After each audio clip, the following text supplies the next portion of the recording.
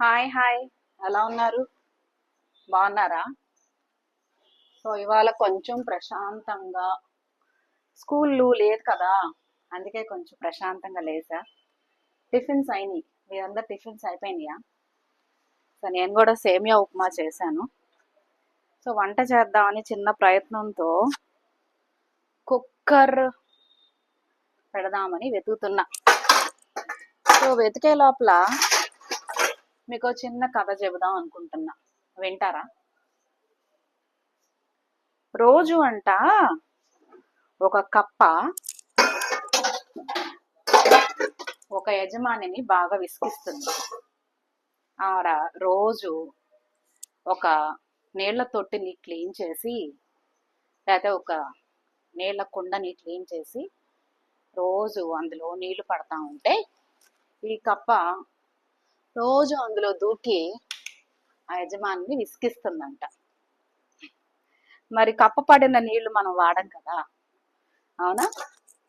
So ఆ యజమాని మళ్ళా నీళ్ళని పారబోసి మళ్ళా క్లీన్ చేసుకుంటూ నానా తిప్పలు పడుతున్నాడు. ఓకే, నానా తిప్పలు పడుతుంటే ఏమైందంటే ఆ అయితే యజమానికి ఒక ఐడియా వచ్చింది. సో దీన్ని ఎలా అయినా సరే దీన్ని నేను ఇది చెయ్యాలి అని చెప్పి ఒక ఐడియా వచ్చి ఏం చేసిందంటే, కనిపిస్తున్నానా? సరే ఏదో ట్రైపాడ్తో నా తిప్పలు నేను పడుతున్నాను చూడండి. సో యజమాని ఏం చేసింది, ఆ నీళ్లతో గిన్నెలో పడంగానే ఆ యజమాని ఆ గిన్నెని తీసుకెళ్ళి పొయ్యి మీద పెట్టిందంట. కప్ప అనుకుందంట, ఆ పొయ్యి మీదే కదా పెడుతుంది, కొద్దిసేపు ఆగి నేనే దూకేస్తా, ఎందుకంటే దూకటంలో నేను మంచి నిష్ణాతురాలిని కదా, సో నేను దూకేస్తా అనుకుందంట కప్ప. ఓకే, అనుకున్నప్పుడు ఏం జరిగింది? సో యజమాని తీసుకెళ్ళి ఏం చేసింది, కప్పని దానిలో పొయ్యి మీద పెట్టింది. సో పొయ్యి మీద వాటరు అలా సాగుతూ ఉన్నాయి. కాగుతూ ఉంటే ఫస్ట్ కొద్దిగా నులువచ్చుగా కాగుతాయి కదా. సో అనుకుందంట ఈ కప్ప, అబ్బా ఈవిడ పడేసారు, పెడితే పెట్టారు కానీ అసలు ఆ నీళ్లు భలే వెచ్చగా ఉన్నాయి, ఎంజాయ్ చేద్దామని ఈదటం మొదలు పెట్టిందంట. ఈదటం మొదలు పెట్టిన తర్వాత కొంతసేపు బాగానే ఉంది. తర్వాత నీళ్లు మరీ కొంచెం వేడెక్కుతాయి కదా, అప్పుడు ఒంటి మీదకి సుర్రుమని తగిలిందంట ఆ వేడి.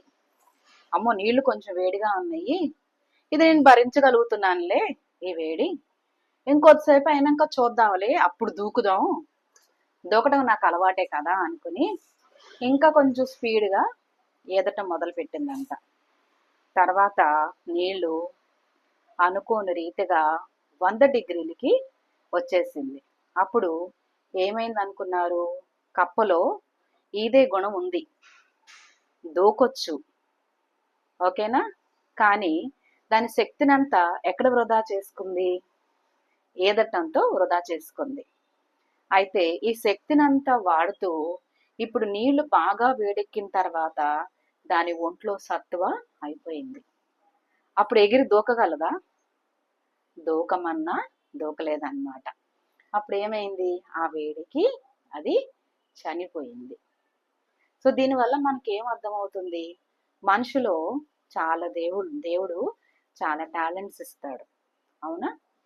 తర్వాత బుద్ధి లోపం అనేది మనలో ఉంది. ఆ యజమాని రోజు పారేస్తోంది ఆ నీళ్లు నా వల్ల అని తెలిసినప్పుడు నువ్వేం చేయాలి? ఆ నీటికి దూరంగా ఉండాలి. కానీ యజమాని మళ్ళీ పొయ్యి మీద పెట్టినప్పుడు నీలో వివేకం ఉంటే కనుక అప్పుడే నువ్వు దూకేయాలి. కానీ నీలో అహం ప్రవేశించింది. ఆ అహం వల్ల ఏమైంది? దూకుదాం అని నీ ప్రయాణాన్ని లేట్ చేసుకుని ఆ చావుని నీ మీదకి నువ్వే తెచ్చుకున్నావు, అవునా? మనిషికి ఎప్పుడు అహం ఉండకూడదు. ఓకేనా? కథ నచ్చిందా? సో రోజుకొక కథతో ఎలా మనం వంట చేసుకుంటూ మనం చెప్పుకుందామా? సో ఈ రోజు నుంచి మన ప్రయాణం వల్ల సాగిద్దాం. ఓకేనా? మీరు ఏం బియ్యం వాడుతున్నారు ఇంట్లో? ఇదిగోండి, నేను ఐశ్వర్య రైస్ వాడుతున్నాను. సో ఐశ్వర్య రైస్ దంపుడు బియ్యం బాగుంటాయి. సో మీరు ఒక గుప్పుడు బియ్యం వేసుకుంటే చాలు మీ ఒక్కలకి. ఓకే, లెక్క అన్నమాట, గుప్పుడు బియ్యం మనిషికి. సో నేను ఇక్కడ 3 గుప్పుళ్ళ బియ్యం వేసాను మా ముగ్గురికి. ఓకేనా? ఇంకొక అరగుప్పుడు ఉంచా, సాయంత్రానికి ఏమన్నా ఉంటుందేమోనని. ఓకేనా? ఇదే లెక్క. ఓకేనా? నచ్చిందా మీ అందరికీ?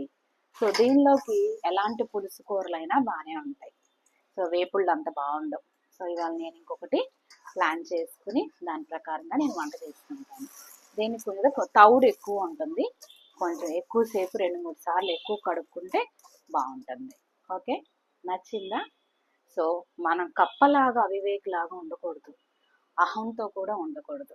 అహం లేకుండా, అవివేకం లేకుండా, విచక్షణ జ్ఞానం కోల్పోకుండా మన పరిధిలోనే మనం ఉండాలి.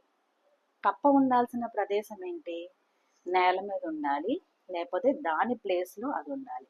అంతేగాని ఎగురుతూ దిగుతూ మంచినీళ్ళల్లో దూకితే ఊరుకుంటారా?